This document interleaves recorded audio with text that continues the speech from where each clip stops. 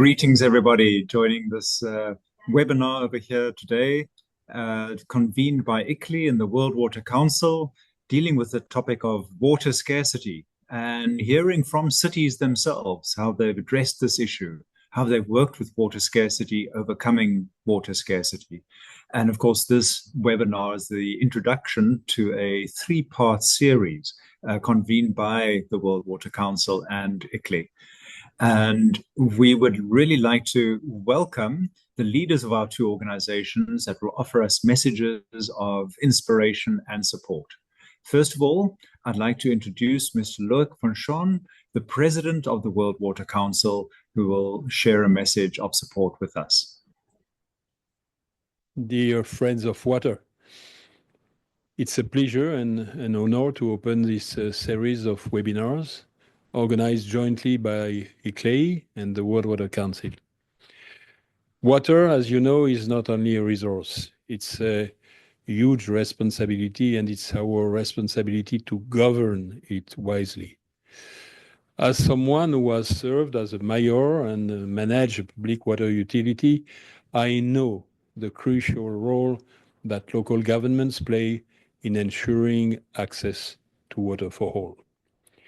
Today, the challenges we face are immense, and the climate is changing.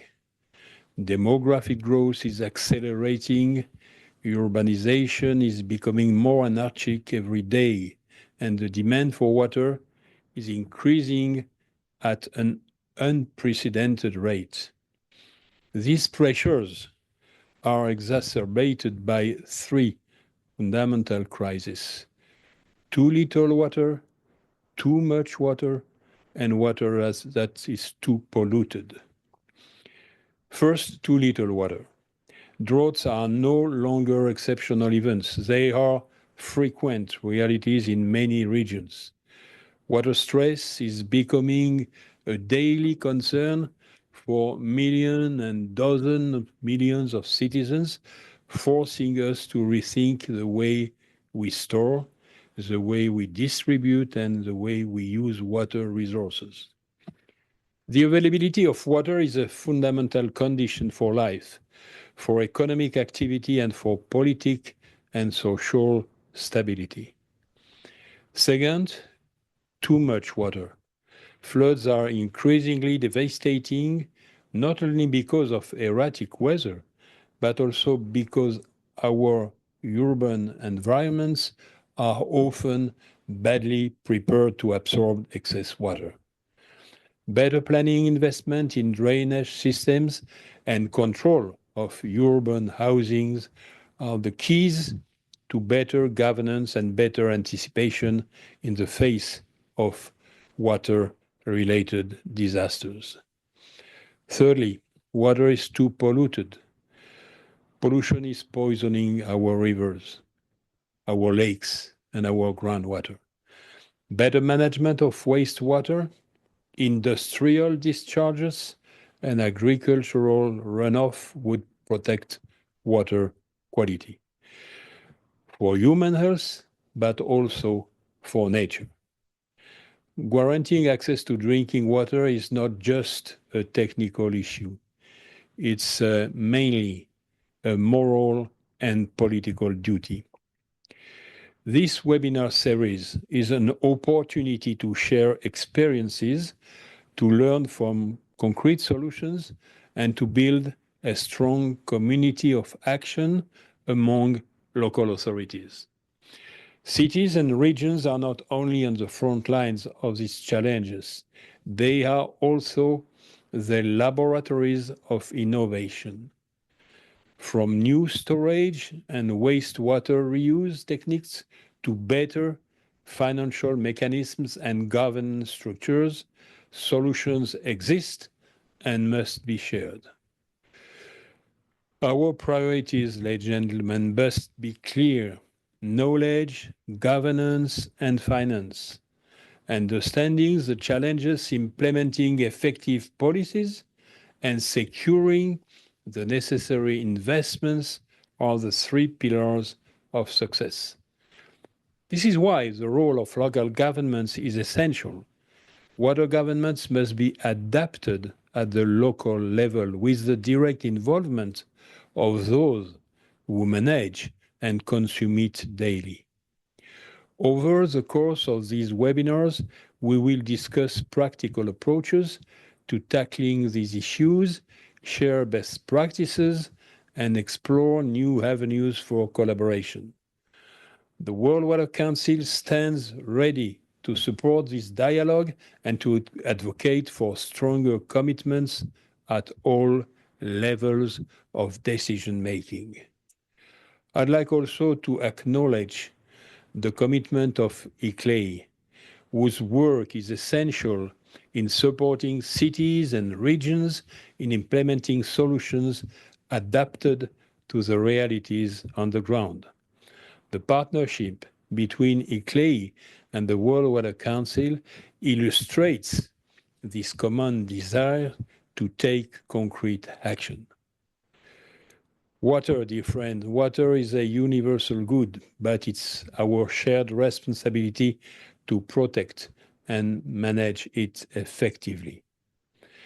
I encourage you all of you, to engage actively these discussions and to bring forward solutions that can be adapted and scaled to meet the needs of our growing populations. Thank you for participating, and I look forward to the fruitful exchanges ahead. We are very grateful there to President Luc Fauchon for those messages of support. And very interesting to note how he mentions the need for adapting local water governance to the realities on the ground. Local governments, of course, being at the forefront of the changes that are taking place globally, environmental changes, climate changes, demographic changes. So we thank him very much for that. With that, I would like to hand over to a message of support from the president of ICLEI, who's also the mayor of the city of Malmö in Sweden. Sweden's second biggest city is sometimes called the city built on water. We'd like to hear a little bit more from Katrin Stjernfeldt Jammeh.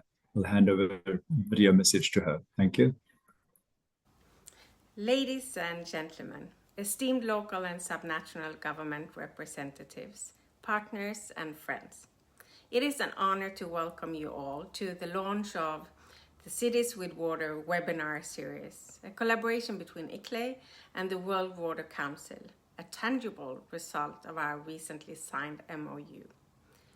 This initiative embodies our shared commitment to addressing one of the most pressing challenges of our time, ensuring sustainable, resilient, and equitable urban water management. Water is the foundation of life, yet cities across the globe face a stark reality, either too little, too much, or too dirty water. Climate change is intensifying the hydrological cycle, leading to more extreme droughts, devastating floods, and declining water quality. Urban growth further compounds these challenges, placing immense pressure on water resources, infrastructure, and governance systems.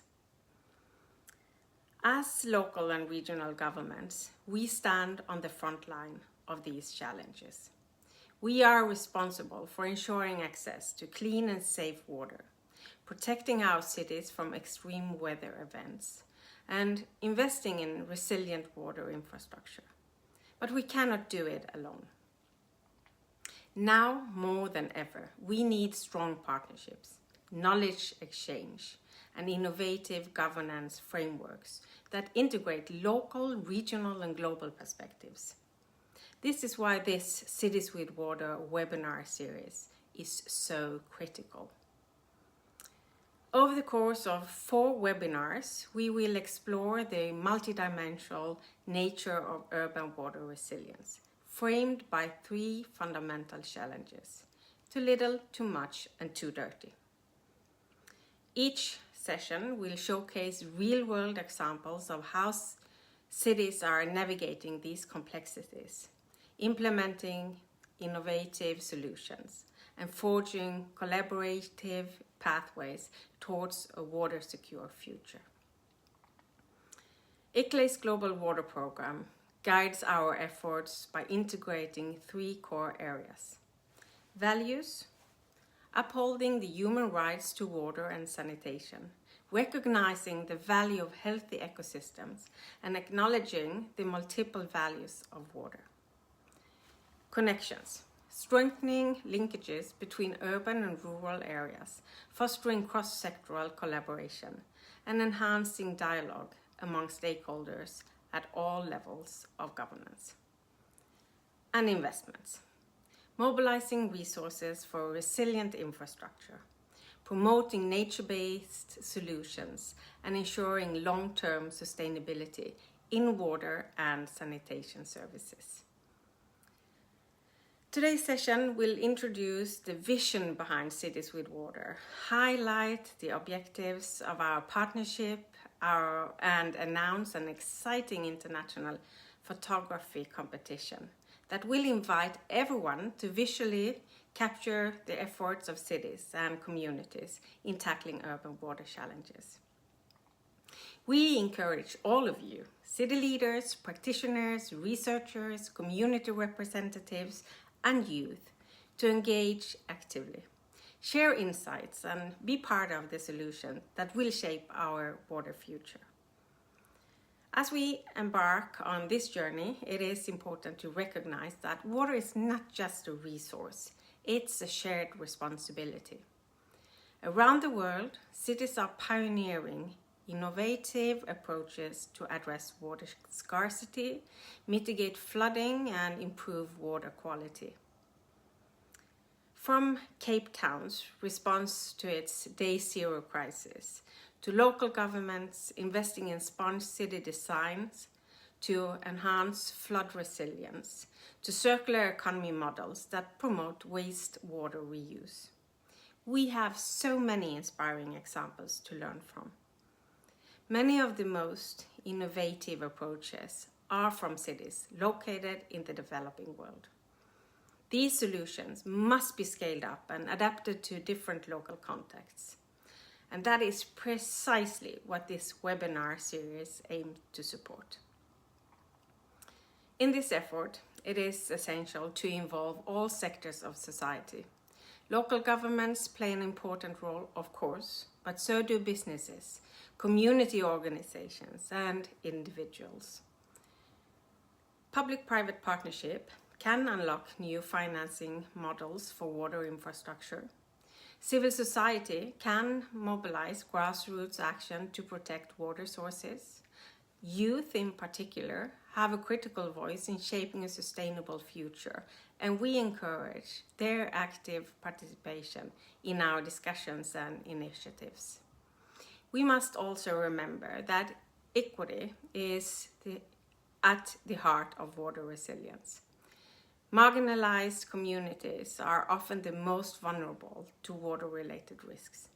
Ensuring fair access to clean water and sanitation is not just a policy goal, it is a fundamental human right. Through multi-level governance and inclusive decision-making, we can create cities where water security is a reality for all. The challenges are great, but so are the opportunities. By working together, we can build cities that are not only resilient to water-related shocks, but also equitable, thriving, and deeply connected to the natural systems that sustain them. So let this webinar series be a catalyst for action, for innovation, and for a renewed commitment to water-wise cities. Let's make water resilience a defining pillar of sustainable urban development. Thank you. And we thank the Mayor for that input as well. And I think it was really interesting. The Mayor captured that precisely as the innovation that is really happening on the ground by cities. Cities have to innovate in order to be able to adapt to these changes. Yes, I would like to have my PowerPoint being displayed. I think it will be brought up shortly. But while my PowerPoint's being brought up, I can introduce myself. I'm Anton Earl. I'm the Global Coordinator for Water Systems at ICLEI. ICLEI is Local Governments for Sustainability. And I'll be facilitating this webinar today, where, as we've heard, the aim is to really hear the voice and the experience of cities in responding to water-related challenges. The chat is open to questions. So if you have a question for one of our panelists, then please place that question in a short, succinct format, saying which panelist you are addressing the question to, and we will choose some of those questions and pose them to the panelists. We may not have time to display all of them, but certainly we'll try and get through as many as we possibly can. And it certainly is very heartening that we've got 4 panelists with us today, all coming from cities that have faced scenarios of really running out of water at some point or another. So ICLEI, working with local governments globally, we have over 2,500 members from small towns to large cities, all with something in common. The thing they have in common is that they have really committed themselves to becoming more sustainable across all of their operations. Whether they are large cities or smaller towns, they are looking to make their transport network, energy network, food networks, and increasingly their water networks as resilient and sustainable as possible. And we operate in over 125 different countries. Next slide. And we're very excited to announce the partnership that we have with the World Water Council. President Luc Fauchon mentioned that an MOU was entered into between ICLEI and the World Water Council at the end of last year. And the aim of that MOU is really to highlight the voice and the role of cities across the World Water Council and its work. So the World Water Council, of course, created in 1996 and convening over 250 members across 50 countries, and very well known, of course, for convening the World Water Forum every 3 years, attracting over 20,000 participants, and being the closest thing that we have to a UN process for water, and essentially influencing the global agenda around water. So we believe that ICLEI and the World Water Council together can really highlight the role that cities play and help cities to adapt to this new normal. Next slide, please.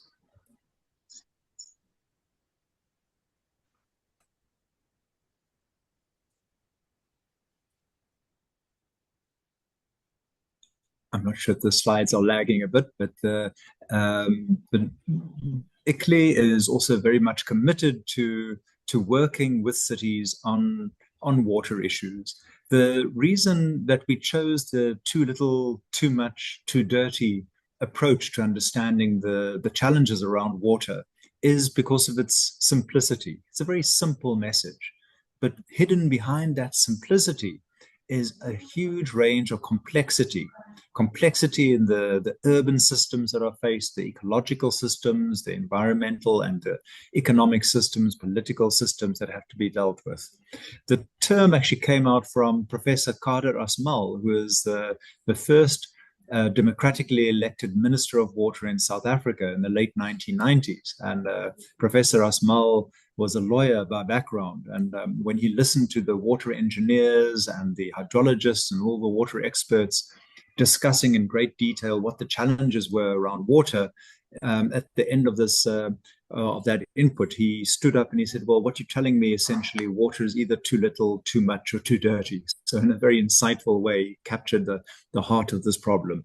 So we'll structure the series of webinars that we are having around these themes, starting with today's webinar, looking at water scarcity, and then moving on in a couple of months from now, looking at too much water, how cities respond to urban flooding, and then also to too dirty water, so the pollution issues. Next slide, please. So as I mentioned, it's a very straightforward problem statement, and ICLEI works with local governments, for local governments to really address these sort of issues by making the right investments through strengthening their governance systems at local level. And the mayor also mentioned that this framework that we work across comprises values, connections, and investments. Next slide, please. And essentially, it's always important to start off with values. Water is such a emotive and visceral issue, but values really define how we deal with water. So values such as the human right to water and sanitation, that really needs to be recognized, and governments, local governments, assisted in implementing it. The value of ecosystem health and resilience can't be underestimated, and we can actually place a value on that. The value of water in and of itself, value and price, of course, two different parts of that same equation. So making sure that we enshrine these values and live them out at local level. How do you do that at local level? The second component here is connections. We've tended to view cities or urban areas as islands surrounded by rural areas around them, when in fact that's not so. Cities are very closely connected to their rural hinterland. They serve them for services, for food, for products, but there's also a strong link between the city and the catchment that serves them. So working on cities getting more engaged with protecting catchments is important. Connecting ecosystems, making sure you got that connectivity. Connections between stakeholders. So we facilitate a lot of that those connections between different stakeholders coming from different sectors like food, energy, transport, for instance. And then the third component around investments, investing in infrastructure, climate resilient infrastructure, and increasingly, of course, supporting cities to invest in nature-based solutions and then value these solutions through project preparation and making sure that you also invest in your intangibles, your institutions, your knowledge networks, your data networks, and so forth. Next slide, please.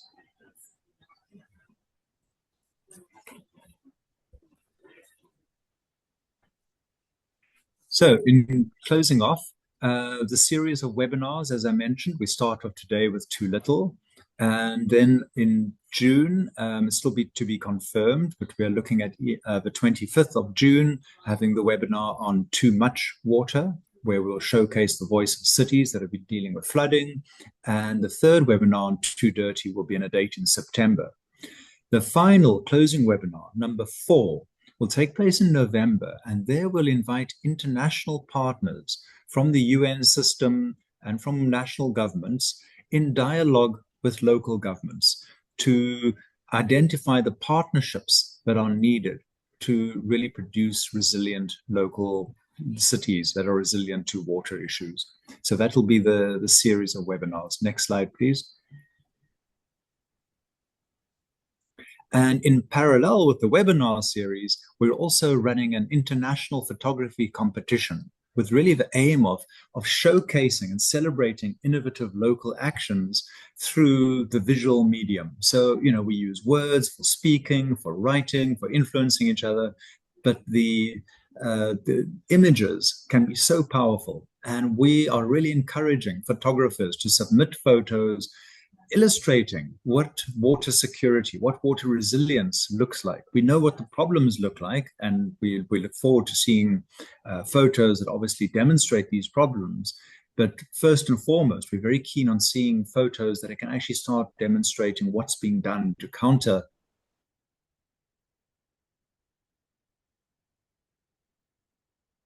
Take note is the 30th of June 2025, and we have cash prizes being made available through our generous sponsors, the government of the Netherlands, the Water as Leverage Program, Arab, and the World Water Council itself.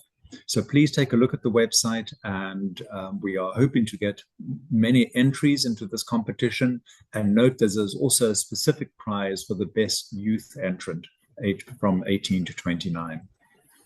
Next slide, please.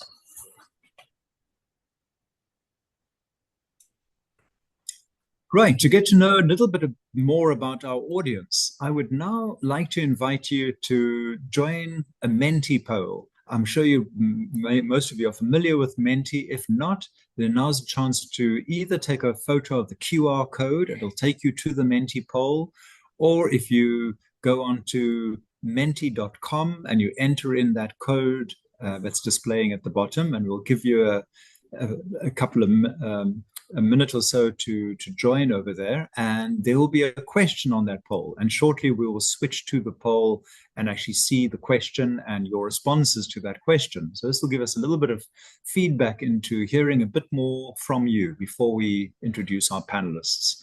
So take a look at that, and please go onto the poll and join Menti. I think we can switch over to the poll now.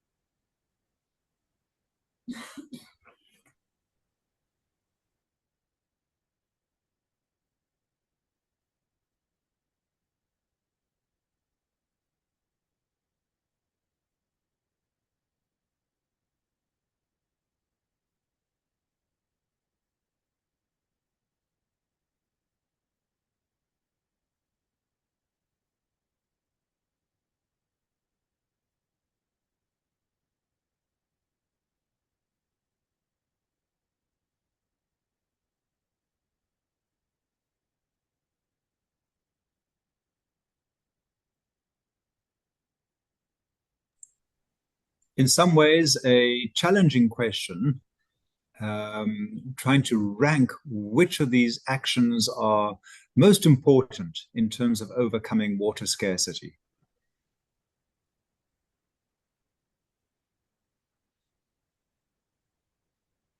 I'll give a bit of time for participants to respond to that. And as we see over here, there's a wide range of different responses. And they range from the one that's in first place right now, really around nature-based solutions, working with nature, making sure that you invest in nature, but followed very closely, interesting to see, around the more social aspects, public awareness, communication, behavior change. So working with people. So there's an interesting dynamic there. The first two places coming through are working with nature and working with people. So those are our real assets. So that really lies at the heart of water management, so to speak. Then, of course, in third place, looking at the financial mechanisms. I see the link has just been placed in the chat. So if you haven't had a chance, please log in over there and make your voice heard by ranking these different solutions to the water crisis.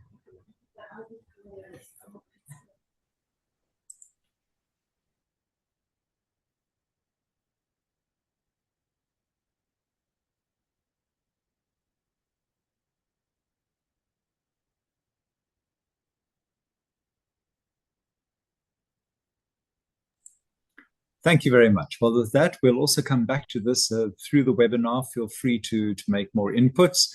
And with that, we are going to move into our first of the panelists.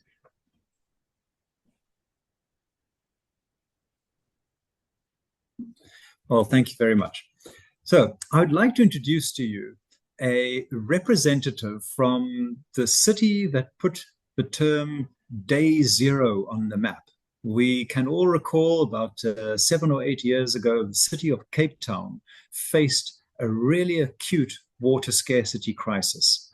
And there was the real prospect that the city was going to physically run out of water. And day zero was the communication strategy, the heart of that communication strategy that the population then rallied around to say, well, how do we avoid the day zero from happening? And we are very lucky to be joined by Ms. Thembisa Gqamane, who is a senior professional officer from the Water and Sanitation Directorate of the City of Cape Town, who worked through the day zero times and was part of the campaign to work with consumers, to work with residents, to change behavior and make sure the city in the end did not run out of water. So with that, I'd like to hand over to Thembisa. Thank you very much. Thank you so much, Anton. Good day, everyone. Next slide, please. As we're talking about the day zero and the drought and in preparation for this presentation, it took quite a short amount of time for day zero to come, or a drought. And I think one of the key lessons about it is that communication, education, and awareness, like the second ranking has done, is quite critical for municipality. So during the drought, we had close to about 4 million people that were part of City of Cape Town population, which segmented from informal settlements to formal residents, businesses, and we were also supplying water to other municipalities. One of the key main approaches for the communication campaign during the drought was the approach of firstly doing public engagement and awareness about the issues of water scarcity, in changing behavior in terms of how to save the water. So it was not just about to say you must save the water, but give practical example from appreciation of how many flushing of toilets, how many liters of water you use to flush the toilets and so forth. But also giving the person a target allocation during the space of the drought to say how much water can a person use within our water supply and how to reduce that demand. And also the critical one was what the city was doing in terms of transparency and also our public responsibility as a government in funding. Next slide, please. So within our drought response, next slide, please, thank you. We had 4 criteria, which was water conservation, demand management, a new water supply, and disaster risk management. Within the water conservation, that's where we drove stakeholder engagement, communication on the campaigns, the education awareness. Through our demand management strategy, we looked at pressure management, leak detection, how do we manage our network, alternative water resources, which is our treated effluent and non-potable water that we use for irrigation. Also, how do we fix meters and leakages? We're doing retrofitting in our vulnerable community, in the informal settlements, where they get their water via a standpipe or within shared toilets and services. And so at the same time, we looked at punitive measures of restriction. So giving businesses and domestic clear distinction about what is the percentage of savings they should do in terms of demand. And through all of that, we had to still look at the future whilst you're dealing with the drought. So we had to come up with new programs. So what were those new programs? Looking at short-term desalination plants during the period of the drought. We had to increase our demand and supply for groundwater extraction. We increased our spring water sites within the City of Cape Town, because the City of Cape Town also has quite nice spring water that we're promoting, but also not for potable use, so not for drinking purposes. We also looked at innovative reuse water modeling and also piloting, which is actually 2 of the big programs, desalination and reuse, is currently sitting at public participation. So we're upscaling that as part of our water strategy. Also, next slide, please. Next slide, please. And we looked at demand management and increasing customer centricity. Big message to say, when you're busy dealing with the drought, what were the key messages that you had at the previous slide? Thanks. What were the key messages that you had to take a look at? And the first one is to say your data and your information is critical. So you need to be able to measure what you have. So understand what sits within your water supply and how much sits within your reticulation, what sits within your water losses and non-revenue water. You have to be the champion as an institution to inform the change. So part of the communication was to say, what is the City of Cape Town doing? And also that way you're getting a buy-in from the citizen. And I think one of the key ones was to drive, even though the campaign came at a later stage, was to drive citizenship from water ambassadors. So showing individual people that are doing their own initiatives. We ran campaigns where people were taking videos of their water initiatives and water saving methods that they're doing in their household and so forth. And there is never enough communication during the crisis. But also what was critical when you're driving from a water supply's point of view and operation is to ask your question, does operation drive communication or does communication drive operations? And we have to work on the parallels of those two. Because within a crisis space, but also you also have to manage the risk management of your communication campaigns. So even though you have a drought crisis, you also have to ensure that you're providing operational solutions that are going to be realistic for your communities and the public to ensure that you are mitigating the drought. Next slide, please. I think the most critical thing within your communication spaces is to understand the market segmentation. We had quite a number of innovative solutions that we did. We promoted star rating within our industries and commercial. So within certain industries, whether it's your hotel, tourism, and so forth, they need to show their sense of water conservation initiatives, whether it's rainwater harvesting and so forth, and how do they measure their conservation within their network and the metering. So that was quite a good motivator for our business industries at the same time. We also had a green drop mechanism, which this is what we call the water map, which promoted quite a lot of neighborhood watching. Also at the same time, promoting a lot of let's work together as a neighbor to be number one in our suburb and so forth. And this is where we put it out, dots that show people that were using more than 6 kiloliters of water, which were at the period were quite water efficient, or 10 kiloliters of water per month. We drove a lot of informal settlement drive because one of the key things within the city of Cape Town is a lot of our areas are low residential areas, and we need to go across the board, whether it's in your transport interchanges, from your trains to intersections, from your door-to-door awareness, and recruiting people that were going to be doing the trainer environment. And South Africa is quite a diverse. Thank you. South Africa is quite a diverse space. So we also work with the religious groups in that space. We can go to the key lessons. Thanks. Next slide, please.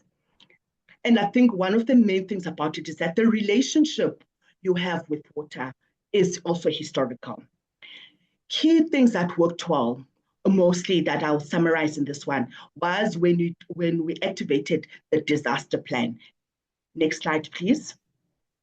And what the disaster plan was showing was to say, in the event our dam levels have gone low, how will people go collect the water? So key lessons from that was to say, you can never build during the drought period. And also, you always need to manage your demand, but don't ever let the crisis go to waste. Next slide, please. And one of the things we did not to make the crisis go to waste was to come up with a water demand management strategy, and also about a water strategy for the future. We looked at 5 commitments: safe access, which is covering inclusion, which also looked at sufficient reliable water and diverse sources, which are programs that we're currently doing, shared benefits, and to becoming a water-sensitive city. That looks at also water in relation to catchment areas and river and stormwater management. Thank you so much.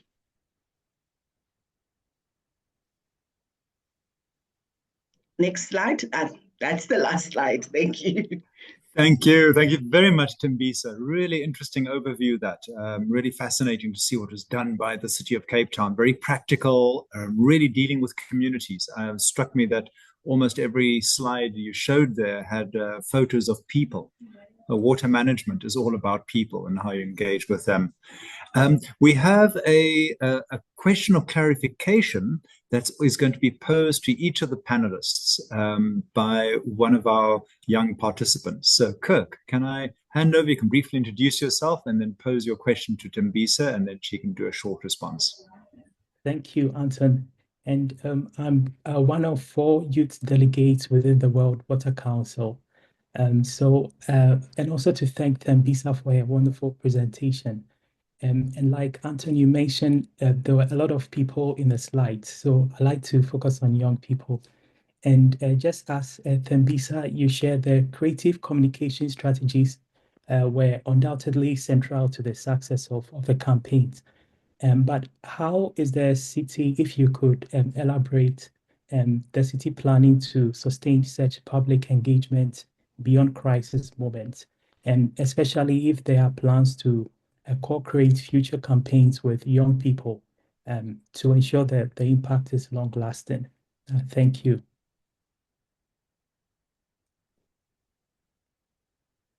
Thank you so much, Kirk, for that question. I think the city of Cape Town had a water demand management strategy way before the drought, and that truly helped because one of our key principles on water conservation was to say we have to drive education awareness from schools. So throughout the year, even currently right now, we run schools programs. We run what we call EPWP, Expanded Public Works Program, where the priority is on your unemployed youth that can do door-to-door awareness in certain areas. We also conduct competitions with universities, and we also work quite a lot with your institutions and your research academics from UCT and Stellenbosch to bring the mind of water conservation, but also at the same time to really increase the engineering space, how water scarcity and engineering at technical level is quite critical. So we also drive, as a Water and Sanitation Directorate, recruiting of graduates coming into the water space and recruiting them from the early stage of their career life. So it's quite a broad space, and I think that has helped with how people have a relationship with water. And from the period of the drought until now, our demand management has been quite stable because of those interventions. Great. Thank you very much. Thank you very much, Thembisa. Very, very interesting to hear what the city of Cape Town has done and continues to do to make sure that you never face a day zero scenario again. With that, we move from the southern tip of Africa all the way north to Europe, to one of Europe's largest cities that exists in a water scarce area, the city region of Barcelona. And we'll hear a bit more about how Barcelona is also really working to make sure that they don't land up in a day zero scenario, but they can really avoid that and make sure that they can continue developing beyond that. So I think we'll be having the introduction slide coming up shortly, but we've got a representative from the Metropolitan Company of Barcelona, Mr. Fernando Cabello, who's the Director of Services for Circular Water Management. Fernando, I hand over to you. Please go ahead. Thank you very much, Anton. First of all, I would like to introduce what is the Barcelona metropolitan area. The next slide, please. Barcelona metropolitan area is a public authority, like a big town council, which provides services to 36 municipalities, including Barcelona, and has full competencies in water management. This territory consumes almost 200 cubic hectometers per year of drinking water. And a data that I would like to highlight is that almost 43% of the Catalonia's population lives within just the 2% of its territory, that it's the metropolitan area of Barcelona. Next slide, please.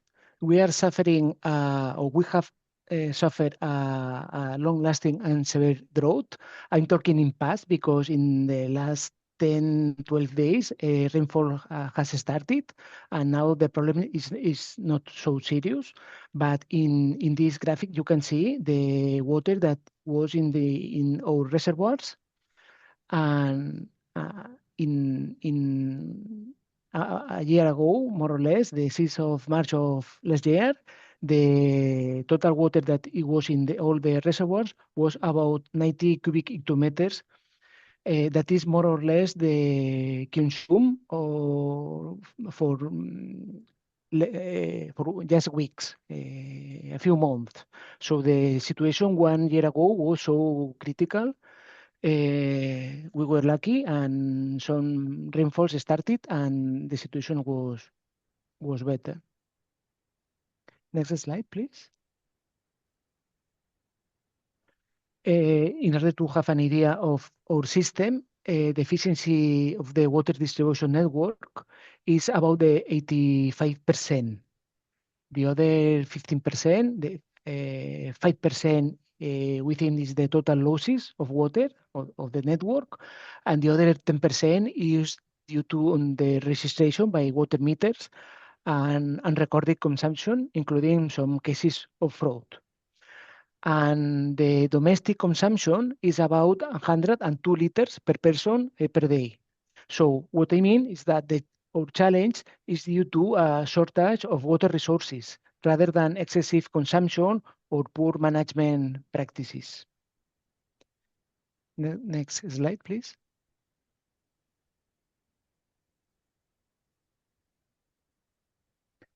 Okay, in order to save the situation, the most significant measures that we have implemented, the first one was public awareness campaigns focused on responsible water consumption. It was not, as I've said, it was not a problem of excessive water consumption, but all the water that we could save was good. Also, we carry out a pressure reduction in the water distribution network to decrease consumption and also to reduce the water losses. Also, we expanded the production of desalinated water. We have a plan or a desalinated water plan, and we increased the production to the maximum.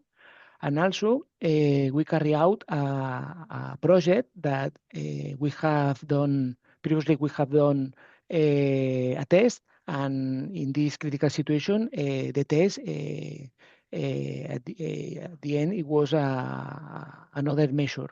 It was the indirect drinking water reuse that I will explain now.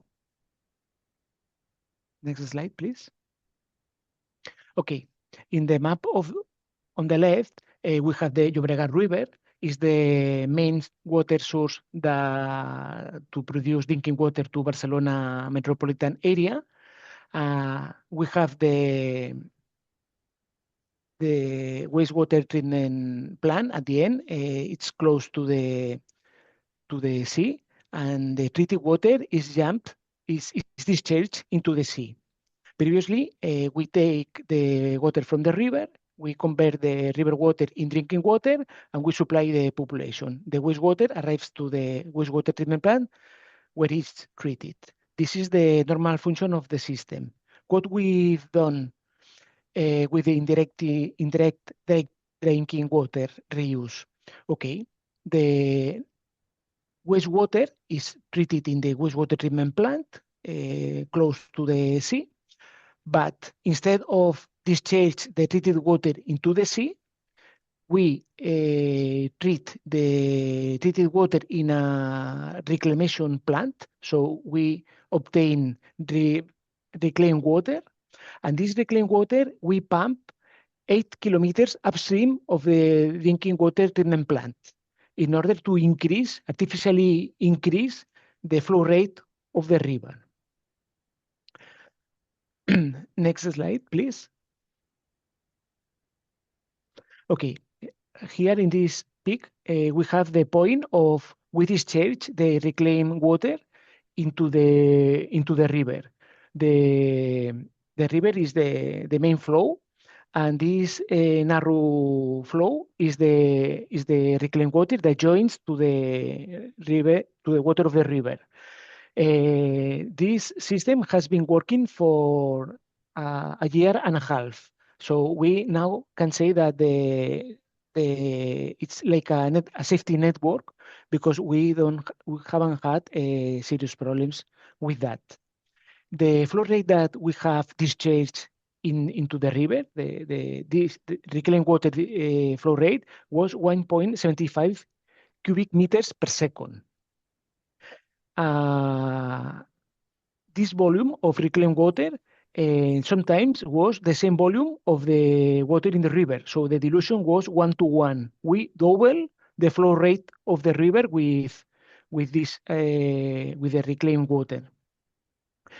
And during the most critical phase 1 minute, Fernando. Okay, thanks. During the most critical phase of the drought, the 25% of the drinking water supply came from reclaimed water, and the 33% of the drinking water was coming from desalinated sources.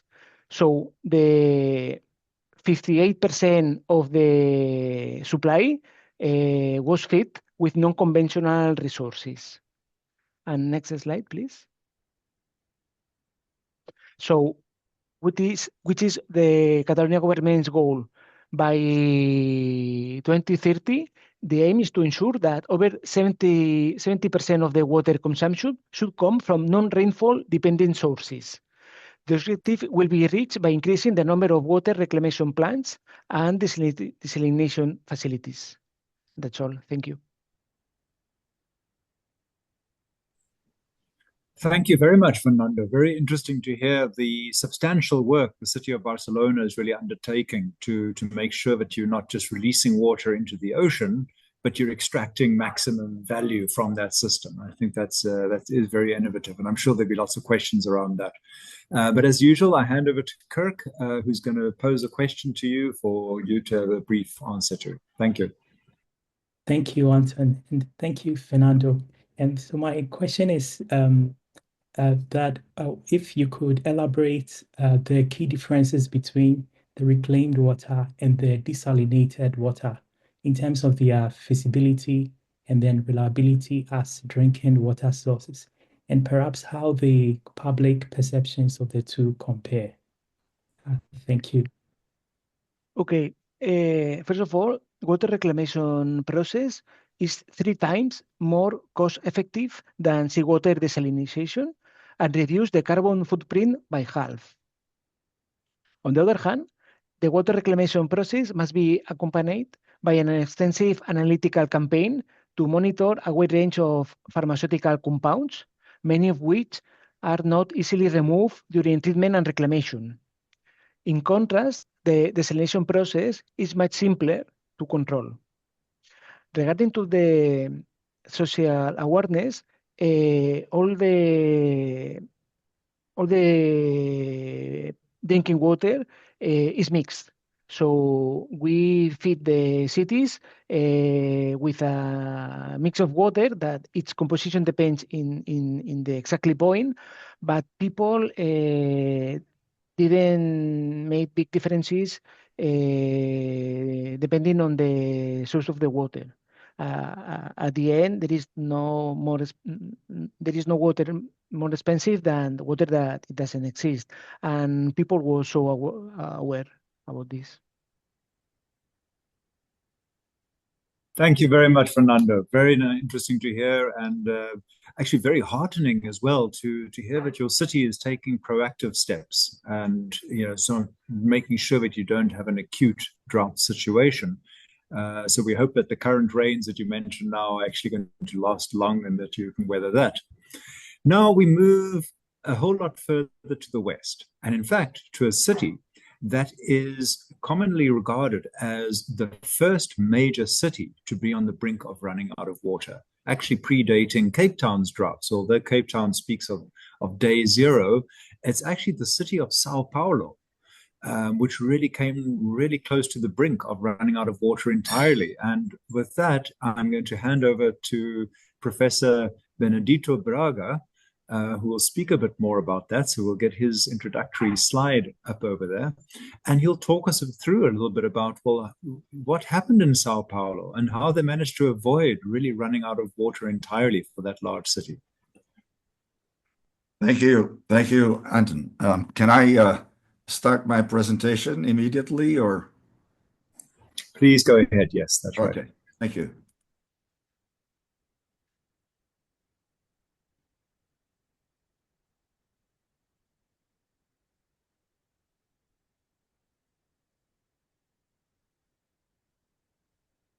Is everyone seeing my slide? Because I'm operating directly from here. Okay. I do see it. Okay, so we'll start. So, and with your permission, I'm going to use Tom Cruise, the famous actor, mask, to make this presentation in 8 minutes. I promise that. Okay, so this is the 8th most populated region in the world, the metropolitan region of São Paulo. This is how São Paulo looked like in 1920 and how it looks like today. And in the Paulista Avenue over there. Here is an aerial photography of the metropolitan region, and here is the gray size, the extension of this metropolitan region that is served by 8 potable water production systems. And I want to call you the attention for the Cantareira system, that is a system on the other side of the mountain that divides the 2 watersheds, the Tietê River and the Piracicaba River. This system is composed of 4 major reservoirs connected by tunnels, and then a pumping station of 120 meters elevation, and a water treatment plant, the Guaraú, that produces 33,000 liters per second, that is for a population of 9 million people. And here is the average. You can see the seasonality of the monthly inflows in this system, and what happened in 53, 54, back in 1953, we had half of the inflows, and 2014, 2015, half of the half. So 0.4% probability, that's in the average once every 250 years of data, showing that this was really a very complex drought we went through.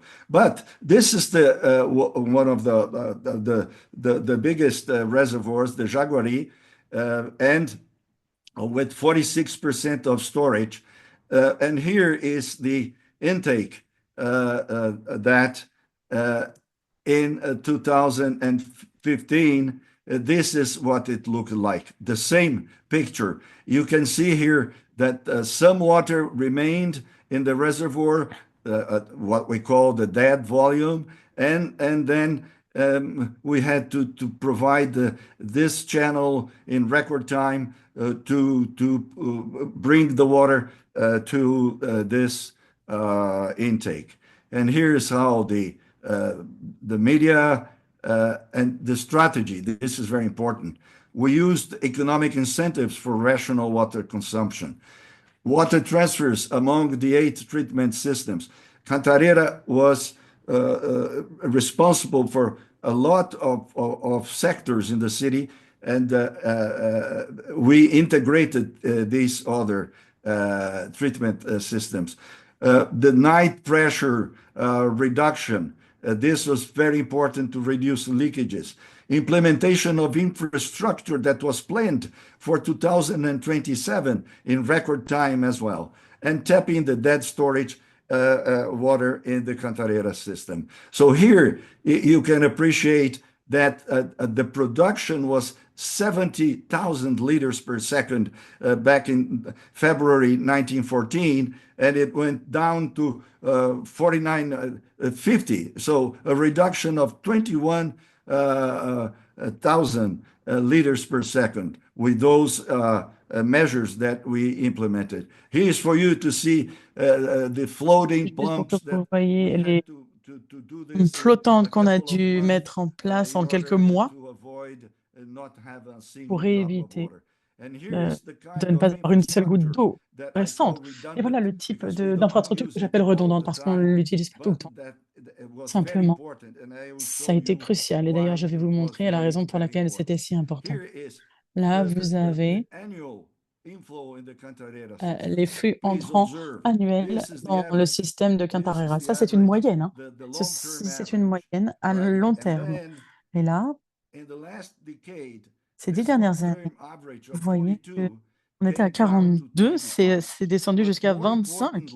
Mais surtout, depuis les années 2000, regardez, les flux ne font que baisser. On n'a plus de stabilité. Et donc, c'est compliqué de faire des prévisions pour l'avenir. Là, on est entre 2014 et 2022. Là, vous avez la crise entre 2014 et 2015. Ça, c'est les volumes stockés dans le système Cantarera. On est descendu très bas et on a dû utiliser le volume mort. Et ensuite, on a eu un petit peu de précipitation. Ça s'est amélioré. Ensuite, regardez, janvier 2020, à nouveau, regardez. Si on n'avait pas toutes ces mesures en place, ça aurait été l'effondrement même du système, et pire encore qu'en 2014-2015. Mais grâce aux infrastructures mises en place en temps et en heure en 2018, le système ne s'est pas effondré et on a réussi à maintenir un niveau de 32%. Et le PDG de Sebaspi n'a pas été dérangé par les médias et même au contraire, ils avaient même vu qu'il y avait un problème. Donc, les leçons tirées. On a besoin d'infrastructures redondantes pour gérer la variabilité élevée des conditions climatiques. Nous avons besoin d'instruments économiques pour faire des incitations pour une utilisation de l'eau rationnelle et efficace. Et il faut également une communication transparente et claire pour le succès de la mise en œuvre de mesures compliquées. Et dans les situations de crise, il faut également y voir des opportunités pour que la classe professionnelle convainque la classe politique d'améliorer les systèmes en place. C'est tout pour ma présentation. Il me reste encore 1 minute de temps et je souhaiterais la mettre à profit pour évoquer la question de faire en sorte qu'il faut intéresser la classe politique au sujet de l'eau et de l'hygiène, de la sécurité hydrique. Je crois, à ce titre, ce n'est que quand on a des situations compliquées à gérer que la classe politique s'y intéresse. Il faut donc utiliser ces opportunités pour qu'elle s'y intéresse, même après les situations de crise. Merci beaucoup. Merci, professeur. Vous avez clairement mentionné la nécessité d'avoir les hommes et femmes politiques, les décideurs et décideuses politiques. J'imagine combien c'est dur de convaincre les décideurs politiques d'investir dans des infrastructures redondantes. Et j'aimerais qu'on en entende davantage plus tard à ce sujet. Kirk, vous voulez réagir? Oui, merci beaucoup. J'adore la partie ingénierie. Et ça pose la question de l'incitation économique. Puisque vous l'avez mentionné, c'est clé pour encourager une utilisation de l'eau efficace et plus rationnelle. Mais comment est-ce que vous avez fait pour garantir l'accessibilité, notamment pour les foyers bas ou salaire ou salaire moyen? Et comment est-ce que vous avez géré également la demande industrielle? Merci Kirk pour cette question. On a utilisé des bonus pour ceux qui consommaient moins d'eau qu'ils en consommaient auparavant pendant la période normale. Et grâce à ce bonus, on a été en mesure de réduire environ 12% la consommation d'eau. Et ça représente énormément d'eau grâce à ce système de bonus. Par ailleurs, il a été compliqué d'utiliser un prix plus élevé de contingence pour ceux qui utilisaient plus d'eau qu'avant. Parce que c'était un peu comme la carotte et le bâton. Or, le gouvernement n'était pas trop d'accord avec la solution du bâton. Mais la carotte, oui, et pour nous, en tant qu'entreprise, c'était compliqué. C'était comme demander à Coca-Cola de dire aux gens de ne pas boire de Coca-Cola, parce qu'on dépend, nous, de ce que nous vendons. Sébastien est complètement autonome, une entreprise qui n'a aucune subvention du gouvernement. Donc, c'est les prix qui payent l'infrastructure et la partie opérationnelle. Donc, on a dû convaincre les agences de réglementation pour de nous donner des prix plus élevés pour être dans les clous. Mais lorsqu'on a mis sur pied les incitations économiques en 2016, c'est intéressant parce que les gens ont continué après à consommer moins. Et donc maintenant, ça revient. C'est la raison pour laquelle maintenant on a besoin des médias pour convaincre les gens de continuer sur la bonne lancée qu'ils avaient prise avec les bonnes habitudes qu'ils avaient prises pendant les temps de crise. Merci beaucoup. Avant de passer la parole à notre prochain intervenant, j'aimerais vous rappeler deux choses. Tout d'abord, si vous souhaitez poser une question à nos intervenants et intervenantes, n'hésitez pas à la poser dans le chat, dans la boîte de discussion. Et ensuite, on essaiera d'en lire autant que possible. Et dites bien à qui vous adressez la question et quelle est votre question exactement. Et ensuite, on les posera à la fin, puisqu'on a une session de questions-réponses à la fin. Deuxièmement, sachez que nous utilisons les services d'interprètes vers le français. Par conséquent, si vous écoutez en français, normalement vous le savez déjà, simplement je le dis parce que certains des prochains intervenants vont parler en français, par conséquent il faudra utiliser l'interprétation vers l'anglais. Il y a un icône de globe. Peut-être que si vous êtes sur votre téléphone, il faudra appuyer sur plus ou les trois petits points et ensuite vous aurez le globe et l'interprétation. Sur ce, j'aimerais revenir en Afrique plutôt. On est allé à la partie sud de l'Afrique, ensuite au nord de l'Afrique, et là on va aller dans une ville qui est probablement une des plus innovantes et dynamiques du continent africain, qui se développe très rapidement grâce au tourisme et également d'autres industries, tout en gérant la pénurie d'eau. Et elle est au milieu d'un désert, en plus, cette ville. Donc, de Marrakech, on a le premier vice-président de la commune de Marrakech avec nous, son Excellence Monsieur Mohamed El Idrissi, qui va nous parler de ce que fait la ville de Marrakech pour s'assurer qu'on n'arrive pas dans un scénario jour zéro. On vous écoute.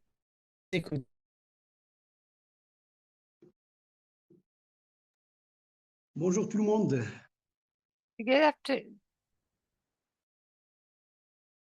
Bon, vous m'écoutez. Allô? J'attends toujours le slide de Marrakech. Yes. J'attends, voilà. J'y suis. Donc, bonjour tout le monde. Je vous passe le grand bonjour de Marrakech et vous serez toujours les bienvenus à Marrakech. D'ailleurs, je profite de l'occasion pour vous inviter à Marrakech à un séjour.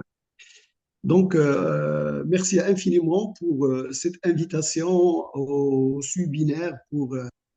On va parler un peu de la gestion de stress hydrique au niveau de la ville de Marrakech. Donc, avant de commencer, c'est-à-dire, je vais vous parler un peu d'un récap, c'est-à-dire, on va passer par un petit diagnostic sur le stress hydrique à Marrakech. Et après, c'est-à-dire, on va passer sur l'expérience de Marrakech avec les eaux usées, c'est-à-dire les eaux épurées, et avec l'expérience de Marrakech sur tout ce qui concerne les golfs de Marrakech, la Palmeraie et notre vision avec la GIZ. Donc, vous passez Deuxième slide, s'il vous plaît. Slide, s'il vous plaît.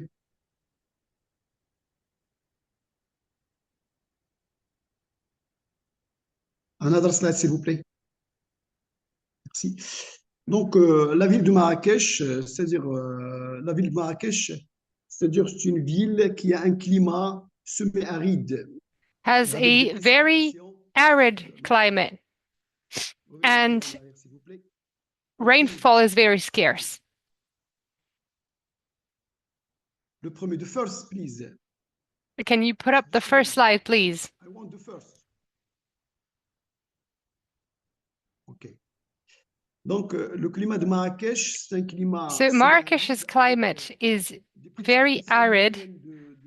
On average, rainfall... Next slide, I think. Next, please. Next. Next. Next. Thank you. Thank you. En parlant du contexte hydrique de Marrakech, c'est-à-dire on doit parler un peu du climat de Marrakech. So let me tell you about the climate in Marrakech. The climate is semi-arid, and on average, we have 250 millimeters of rainfall a year.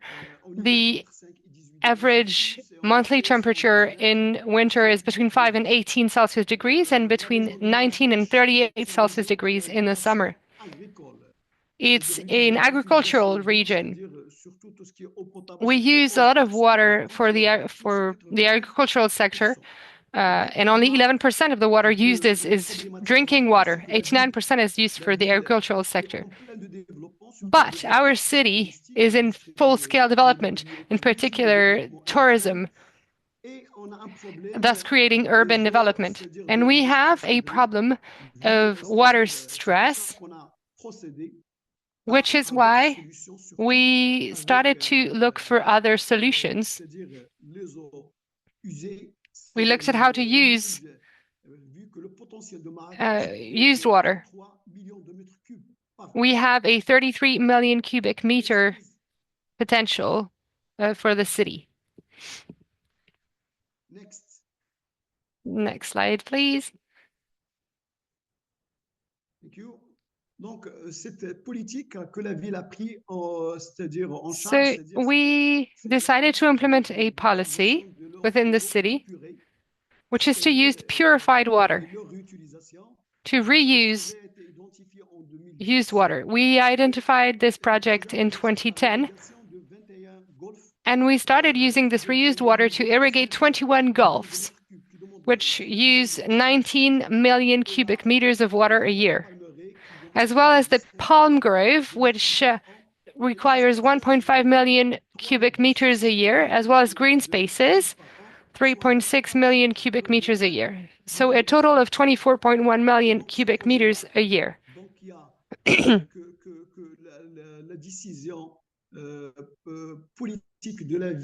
political decision to implement this project was made in 2010 to support urban and touristic development and to protect our natural resources in order to avoid water scarcity and to ensure an alternative resource of water worth 33 million cubic meters a year. Next, please. Next slide, please.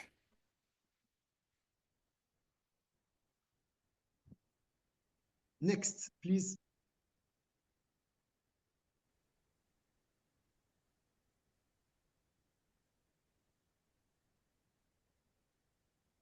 Et donc pour les composants du projet, c'était la station d'épuration des eaux usées. We have a treatment plant for used water. So we treat 143,600 cubic meters a day for primary and secondary treatment, whereas tertiary treatment is worth 84,000 cubic meters a day.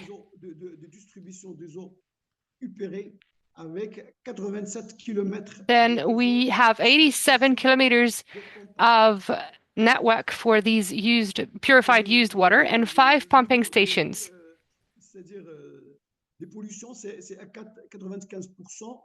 The level of depollution is of 95%, which means that it's class A of the Moroccan standard and the World Health Organization standards. It was a 1.5 billion dirham investment.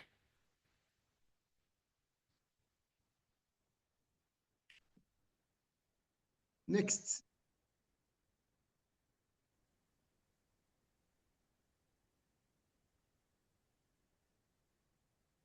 Donc, c'était pour l'irrigation du golfe de Marrakech en usupuré, c'est-à-dire la steppe, c'est-à-dire c'est 33 millions. We use purified water to irrigate the Gulf of Marrakesh. The maximum capacity of this tertiary treatment is of 33 million cubic meters. The situation in 2025 is that it's cost us 183 million dirham of pre-funding of that project. Next. Next slide. 1 minute, please, Mr. El Idrissi. Thank you. L'irrigation de la palmeraie en eau. We also irrigate palm groves with this purified used water. We wanted to irrigate 400,000 palm trees in the Ulja and Abyad palm groves.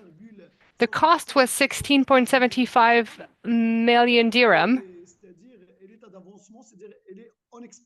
And it is now being exploited, being used, the system. It's already being used. Next slide.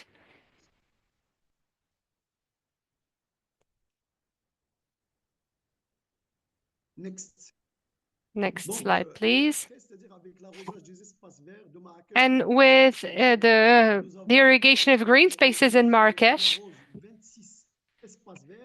there are 26 of them, where 307 hectares, they're all being irrigated. 228 hectares of useful surface. So this represents 3.6 million cubic meters a year on average. And on a daily basis, these green spaces require 19,700 cubic meters. So it means that we have 9 areas for this irrigation, 16 pumping stations, and 20 kilometers of pipes. It's a cost of 64.7 million dirhams, the overall cost. Next, please.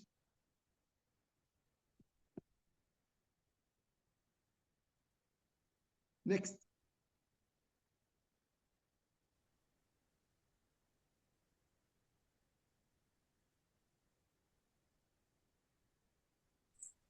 And we will need to start wrapping up soon, Mr. El Idrissi. I don't understand well English. I only speak only French. Instant. Si vous parlez un peu en français, comme ça je comprends mieux. Can you please speak French to me, says the speaker. So here you can see pictures of our primary irrigation network in Marrakesh. You can see that we have 16 sectors where we have implemented this system. So if you want to look at this work, we have 16 tarpaulins. And this is our political vision to try to save water and to reuse water. Next, please.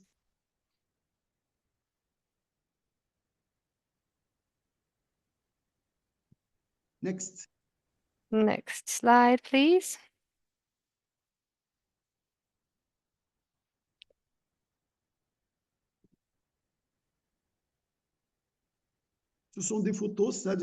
Here are pictures of our project to reuse water. Next, please.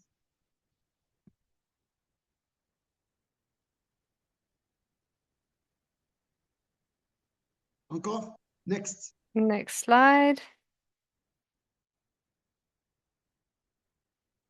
You can see here on screen it says that it's non-drinking water and it's only for irrigation on the sign. So these are the places where you can find the tarpaulins, and you can see the different signs that say that this water is not drinking water and it's only for irrigation. The goal being to raise awareness as well. So our outlooks and potential of this project.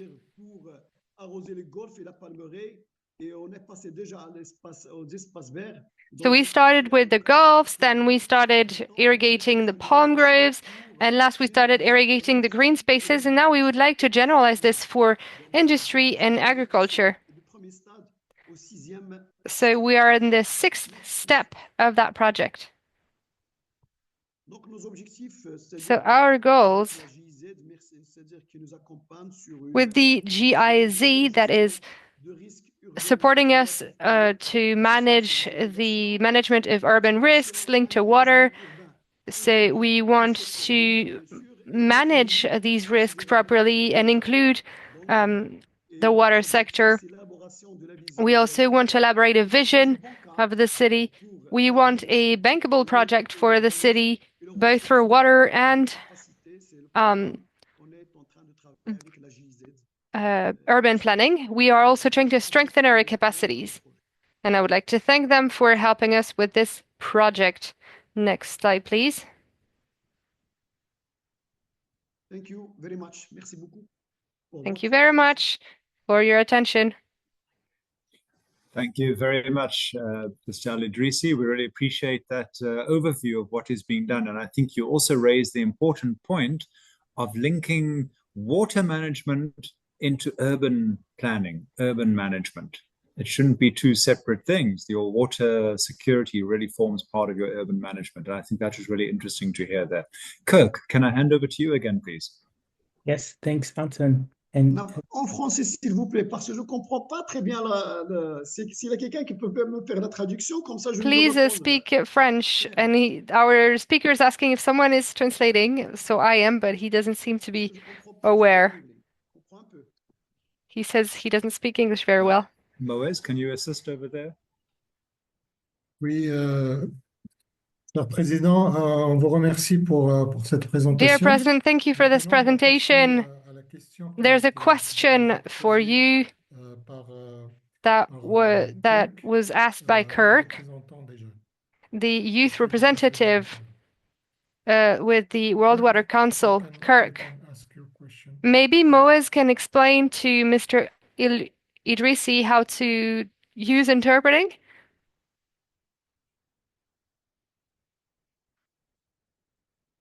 Yes, so may I proceed with the question? Yes, please go ahead. And if needed, Moez can do a short translation afterwards. Please go ahead, Kirk. Okay, thank you, Anton.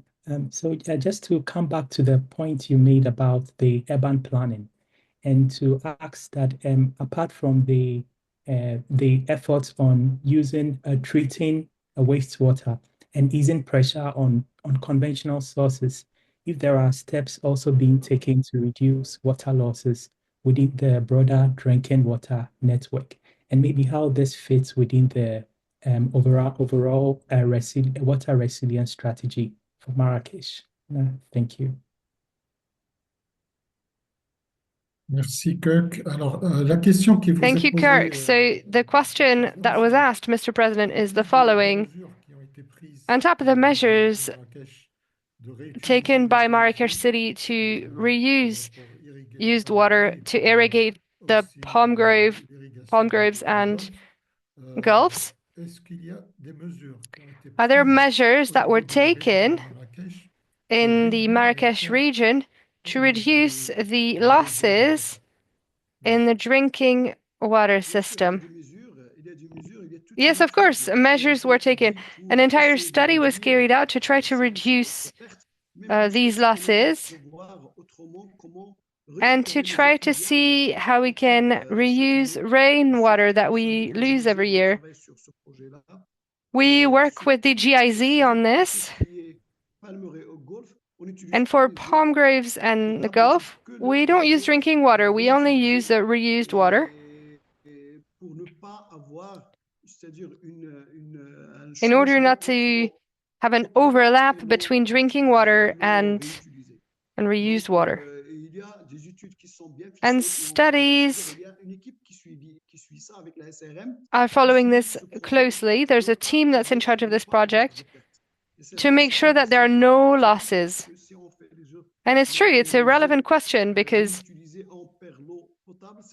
if we reuse used water but we waste drinking water, there's no point. So we're well aware of this. Thank you. Thank you very much, Mr. President. Just to let the people who are listening us know, the SRM is the water distributor system for the city of Marrakesh. Thank you very much. Thank you very much, Mr. President. That's very interesting to hear what Marrakesh is doing. With that, we do come to the end of our time together on this first webinar of the series. We did the Menti poll at the beginning. Maybe we can take a brief look at that. If that can be brought up on the screen, we can see if there was any change in the results as we went through. If I recall, the intervention that was receiving the most attention was being ranked highest, of course, was the one to do with investing in nature. And the second one around communications, behavior change. It would be great to see if there was a shift over there. We received some really interesting questions as well from the audience. So we'll look at ways that we can actually share this after the call, but we're not going to have time to actually read those out now. We'd also like to share this presentation over here, the result of the Menti poll. But yes, there hasn't been a big shift over there, but wastewater reuse definitely came up over there. So I'd like to remind you of the next webinar that is going to be planned in June.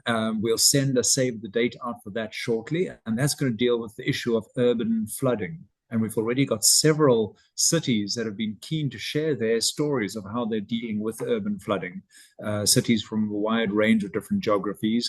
We're busy reviewing those right now, but we'll bring you 4 panelists again and hear the voices of these cities and how they're dealing with flooding and the situation of too much water.